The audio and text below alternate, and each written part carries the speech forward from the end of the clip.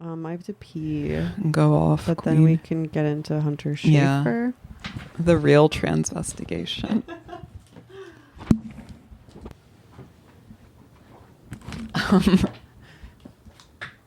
This office is a death trap. I'm back. No, my question is, do you think like Brigitte Macron is aware of Candace Owens's expose? Very much so. Yeah, Candace Owens in the first episode reads she received like a cease and desist letter. And then another one after I guess she did the podcast first, and then she started this. She's been doing this for a while, I guess, and she's received several, at least 2 letters from the Macron family telling her to stop. I mean, I know exactly how Brigitte feels being hounded and dogged by mentally ill people who are trying to like get to the bottom of something digging that doesn't into your exist. past.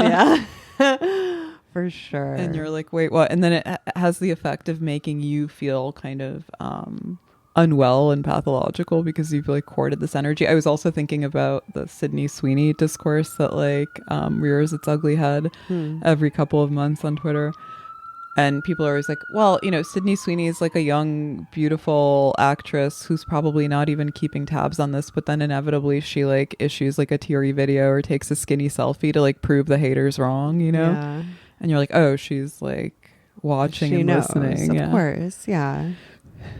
You get the Google name alerts. Yeah, which is crazy because it gets on your radar inevitably. Like, of course, like a person like that should not be paying attention to this kind of stuff. But inevitably, because we're all kind of like narcissistic in this way and are secretly piqued at the thought of reading negative stuff about ourselves. Me? Yeah. No. Yeah. Don't talk about how skinny I am. Stop, you guys. And like, I know every time I post a selfie, there are people like transvestigating me and being like, look at her extremely vascular, large, mannish peasant hands and weird ski-like feet. And I feel like a sense of relief wash over me because this is a problem that I've struggled with all my life. And I feel kind of weirdly recognized, like people get it. Mm-hmm. You feel seen. Yeah. When people talk about you're trans online. Yeah. Sure. I know. It's fine. It's made me resilient. Yeah. So, but I summoned Anna Hourly or whatever posted a picture of us, and we're like in Adam's kitchen.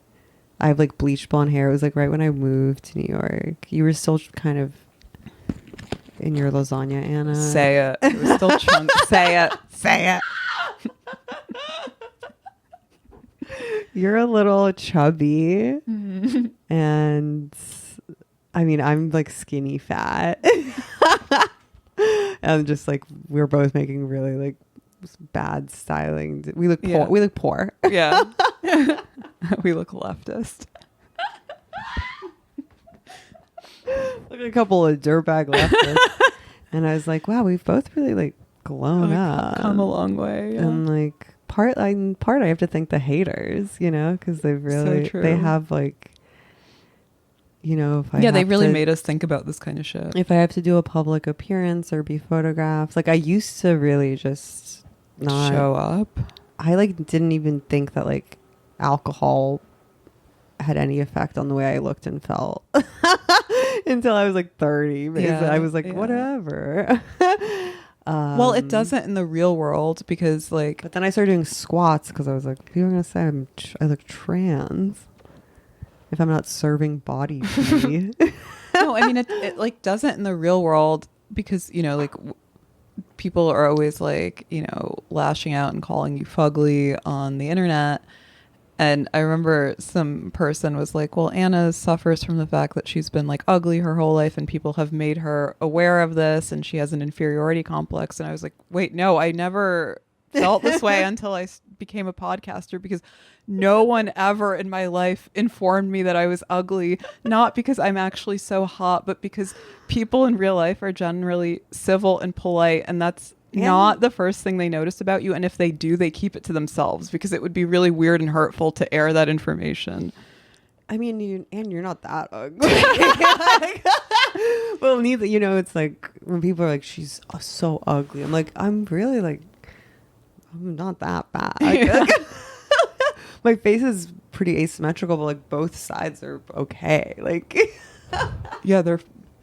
I have like, yeah, but sure, like, yeah, you were not ugly enough for someone in real life to like be like, hey, just No, like, no, you're real fucked up looking and ugly. No, and I want to put it out there that while I do look like shit in the grand scheme of things, I look objectively amazing for the type of lifestyle that I lead. So true. I'm a chain smoker and alcoholic, y'all. Yeah. But we've both grown up. Speaking of people who have blown up, Hunter Schafer. Yeah, sorry we can't all get facial feminization surgery like Brigitte Macron and Hunter Schafer. But some of us are doing the best with what we have. Hunter Schafer released, I guess she tweeted and deleted and then reposted a viral TikTok video talking about how her passport changed. Yeah. Notice I'm referring to her as her because I experience her as a woman. Of course. Because she's, weird in her own words, rich, pretty, famous, white, thin. She's passing. She's female enough. And let me pull up my notes because... Yeah. So she made this video responding to the Trump administration's changing of official documents to reflect your biological birth sex. Well, the executive order was that there are only two genders, male and female. It sounds so quaint. And so then that allegedly Hunter Schafer's passport was stolen on location. And while filming, that's so tranny coded. Well, my stuff got stolen out of my trailer when I was doing Succession. Remember? Really? I lost a duffel bag. I just dropped my passport in the airport, and some guy put it on the sub, and then it was all over Twitter, and it was like at the end of my lasagna Anna phase where I had the mental patient mullet, and I looked like Muhammad Atta. I was like, take this down now. I don't even care if you have like my identifying documents and my passport number. Just take down the picture now. And I actually met the guy in the airport and did like a kind of handoff. I felt like Liam Neeson. Like, I'm going to get my daughter back no matter what. And he was actually really nice and sweet and a lawyer, and he did take down that post. But okay, Trump signed an executive order on January 20th requiring the federal government to define sex as only male or female and saying that it must be reflected on official documents like passports. The State Department responsible for issuing passports is no longer issuing passports with the X marker that has been available since 2021 and is not honoring requests to change gender markers between M and F. Right. And Hunter claims that this is not only discriminatory, but possibly dangerous, though she caveats this with the fact that she's not fear-mongering or creating drama or seeking consolation. She's just registering shock and spreading awareness. I actually believe her there. She doesn't seem particularly pressed about it. And she even mentions that she didn't bother to change her birth certificate. I don't think you can.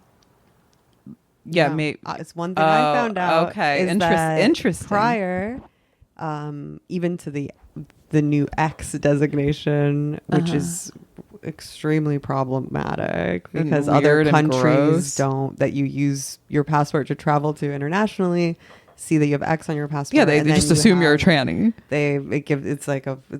Why would the fuck anyone would do that is beyond me. But previously, if you wanted to change the sex on your passport, all you had to do basically was fill out a form. And you didn't have to show any proof, like any meaningful way in which you had transitioned or were living your life as like, you could literally just like change it. But I don't think your birth certificate you can change. So that's good to know. So she's a lying asshole. Did she? Well, what did she say? She just said that she like never got around to, never bothered changing her birth certificate. Oh well, maybe she's not lying and I'm wrong. But she doesn't seem particularly like scared or upset. This is just like good old fashioned garden variety self promotion. Of course, which she's allowed to do because she's a beautiful actress, and that's fine. I almost wouldn't be surprised if she changed it herself or like lost her passport on purpose. Kind of a Jussie Smollett attention grabbing kind of like I'm the victim. I guess it does like give scrawled her, it out, and she's so beautiful. Of course, it gives her good press. And then she's at I think it was like the Indie Spirit Awards in the Prada. Looking gorgeous. It's like I'm like, well played. The trap is set. That dress with like the weird that looks like appendage. It reminded me of like Rachel Dratch when she has that, or Sherry O'Terry. I don't remember which SNL lady it was that has like the weird arm with the head on it. Yeah, I think it's Sherry O'Terry. She says she's scared of how this stuff is getting slowly implemented, which implies like a slippery slope toward fascism. Well, but actually it happened very quickly and straightforwardly. Like Trump issued an executive order and then almost overnight. Yeah, she says things just start happening. With, like, I'm definitely not someone to like make fun of someone speaking incoherently or like nervously, but she says something to the effect of like things just start happening when fascism is like, like I get what she's saying, but she's not really articulating herself particularly well. No, but I get it. She's upset about the passport. She basically like starts off by humble bragging. She starts off by acknowledging her privilege, aka humble bragging, where she's like, I'm a celebrity, white and thin and passing, and I can adhere to conventional beauty standards. And it still happened to me. And then she says, no one, no matter how wealthy or white or pretty, is excluded. Like she's almost happy to be included.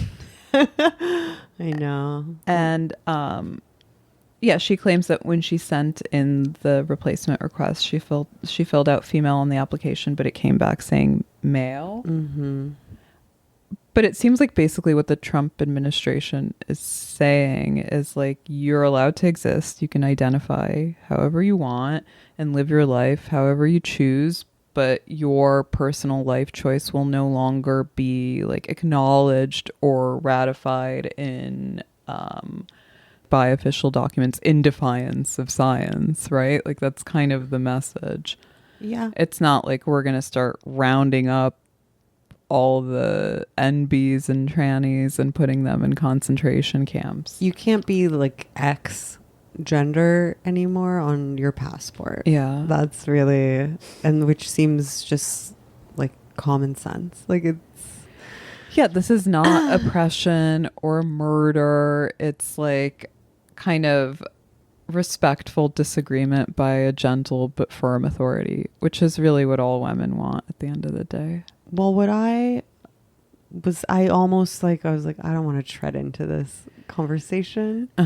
But near the conclusion of her video, she says like, and fuck this administration, and trans people are beautiful and they're never going to stop existing. And it's like, not to be a little pedant, not to, but it's like, okay, well, you're not almost by changing your gender identity on your passport, they're like kind of affirming your transness. Yeah. Because it's not like she misspoke. Like she should have said like, I'll always, like the issue is that you're always going to be, if you really think you're a woman. Yeah. But you don't, you identify as a trans person. Yes. Yeah. That's like the like core feature of modern transgenderism, that it's less about passing and more about transness. And the social, she even uses that word. And the social capital that comes with transness. That's been, you know. And Hunter Schafer, like, let's be real, like, let's face it, is not representative of your average trans person who doesn't even have a passport and has never even been near a passport office. Yeah, this is an extremely niche issue in the trans community. I mean, due to most of them not having. They're like tricking on Christopher Street. The most vulnerable among them are not international travelers. They don't know what a passport is. And she herself sort of implicitly agrees with this when she says, I also want to say, like, I don't give a fuck that they put an M on my passport. It doesn't change anything about my transness. However, it does make my life a little harder. It does. It affirms your transness. Yeah. You're literally, it's, wow, you are a biological male who's female presenting so well. Yeah. Who's serving so much cunt. And you're just rubbing it in the faces of other trans people who don't present as well and don't know how to go to government office and get official documents. And it's like, okay, so your identity exists like irrespective of official documents. What's the problem? Exactly. Which again, they don't negate. They could put trans on your passport, but you don't want that. You don't want to travel with something that says you're, you know? Well, I feel like X implies. Exactly. X means non-binary or like trans, secret third thing. And like that's not something that's like internationally recognized. I mean, what's interesting about Hunter is you can't go to Russia with an X on your passport. No, you can't go to Belarus. They'll hate crime you or they'll draft you. You can't go to the Congo. They don't have homosexuals there. Oh, wait. Yeah. I wanted to mention, well, we can talk about it when we talk about the Pope. Yeah. But yeah, the interesting thing about Hunter is that she's truly an outlier in the trans community because she's a young, beautiful, extremely passing trans woman who's also an autogynephile. I do not think she's an autogynephile. Or she's asexual, but she's not like a normal you don't think she's a pariah the doll homosexual transsexual? I don't think she is. I think historically her partners that we know of have always been like women, maybe butch women, but female. I don't know enough about this character, but I don't think she's an autogynephile. She does not fit the psychological profile for that. And yeah, she's just like her own. She is like the secret third thing. I saw some people making that case using some quote of hers where she said something about misogyny and being you know, it's like, but to me that's more like autism coded. She's speaking to some kind of like feminine or even effeminate it's just female coded. It's like I'm attracted to the idea of being like misogynistically oppressed, right? But that's I saw like a funny tweet today that's autogynephilic. Yeah, but there's this funny tweet today where like the girl was like, you know, like a typical male sexual fantasy is like, you really like me, happy face, and like the typical female sexual fantasy is like, I hate you, you're raiding my village and like killing all the livestock, but I'm so horny, fuck me daddy, I hate you, you're a male oppressor and you're lashing me with your male gaze, but please more. Like it's like that kind of thing. Yeah, I mean, I don't know what is going on with Hunter. No, but I hate this whole thing that AGPs do where they like conflate the different categories of trans people to place themselves like squarely in the victim box, where they're like, you know, trans women are getting raped and murdered.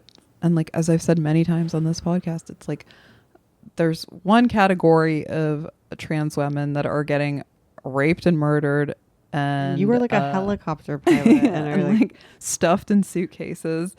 And then there's another category of trans women that are doing the raping and murdering and frequenting like Korean bathhouses. You are not the same. But Hunter's kind of neither, I guess. Yeah, she's like on her own tip. And she's going to have a great career. I'm happy for her. Me too. Well, I said on Twitter, people got mad at me about this too, but I said the most interesting part for me was when you view that video, she has these kind of like extremely internet poisoned, ironically detached mannerisms where you can feel that there's like a pause between her thought process and her self presentation, because like she's used to seeing her image refracted by her, back at her, and she's used to like anticipating how other people will react to her, which is not necessarily the truth, but that's her experience, Right. because she's so famous and beautiful and also like a gender curiosity And an actress. yeah. So, right. She's like, I mean, this is whenever like our friend Megyn Kelly, you know, sets her sights on some actor. Yeah. It's like the Snow White girl, or like I saw her, she was upset about Tom Hanks playing a Trump supporter in like an SNL skit.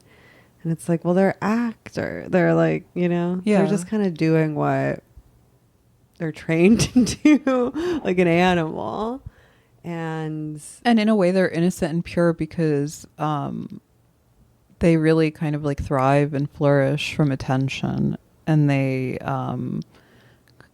wither and die from a deficit of attention. So everything they do is like in service of attention, which like, but that's how they learn is to, innocent. Yeah, it's and very, harmless in a way. and it's a very like normal survival mechanism. I mean, like, I think we're all like that to an extent. some people really like don't want attention, I think. I mean, we all do. Well, we all want to be recognized on some level, but some people really don't want to like put themselves out there. Yeah, of course. And they have just a different psychological profile. But the vast majority of actors are damaged enough to want to become actors. Well, so they Michelle Trachtenberg, when I was reading about her life and death today, and I wasn't like a huge Michelle Trachtenberg head, but I liked and admired her always because I was a Buffy stan. I had seen she's had a little bit of a renaissance. Well, it's so even crazy prior that to she her died, death. because days before that she went viral For being hot. Yeah, this is what they took from you. Mm-hmm. Yeah, and then she went and like kicked the bucket immediately. And I was reading about her health struggles and her liver transplant, and I like don't want to gossip and speculate on this girl because it's really sad.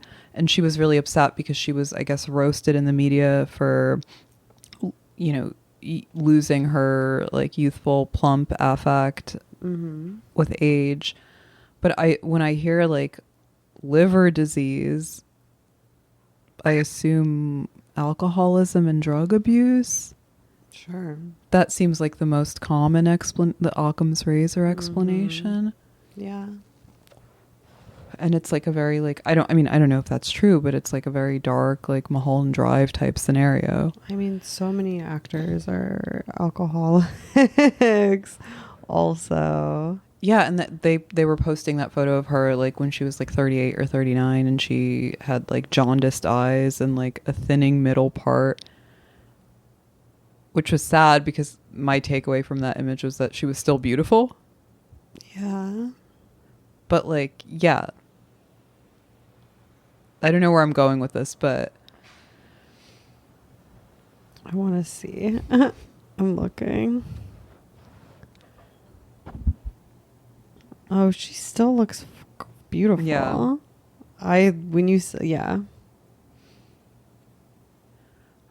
People took my tweet the wrong way, where they thought that I was like personally judging Hunter Schafer, which I'm not at all, because like she's ultimately like merely a mortal, and she's susceptible to cultural trends just as all of us are. And it was more like a commentary on the way that like younger millennials and Zoomers are just like used to interfacing with their image all the time. Yeah. Well, it's hard. I tried to make a video, like a crypto explainer makeup tutorial video. Yeah. And it's still in the post-production process because it was like 20 minutes long. It is really hard to talk kind of like, I find that Like confessional mode of like the people who are really good at it on TikTok and like actual like people who are doing like influencers where they're doing the sitting alone and talking to their phone is like, yeah. And part of Hunter Schafer's charm, which I think you can also see in the photos of her in that Prada dress, or the videos rather, is she does have like a slightly like autistic kind of flinchy. It's like it's refreshing to kind of see that. Yeah, I was struck by that when I watched her video, because I was like, oh, she's not like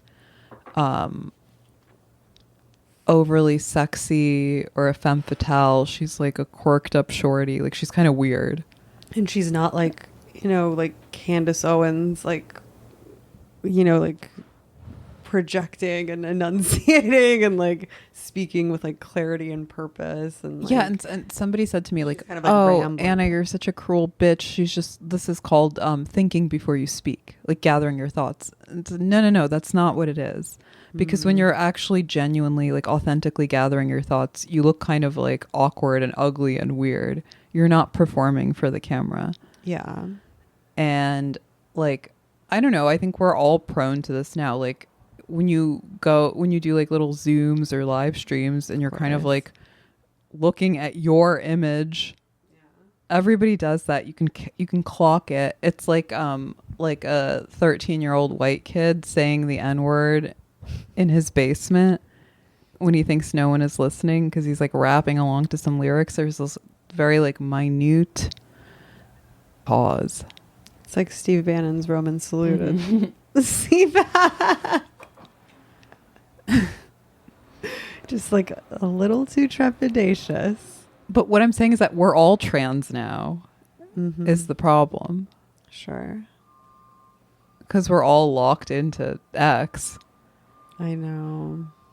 Not all of us, 1/5 of the population of the United States, apparently. I was on X?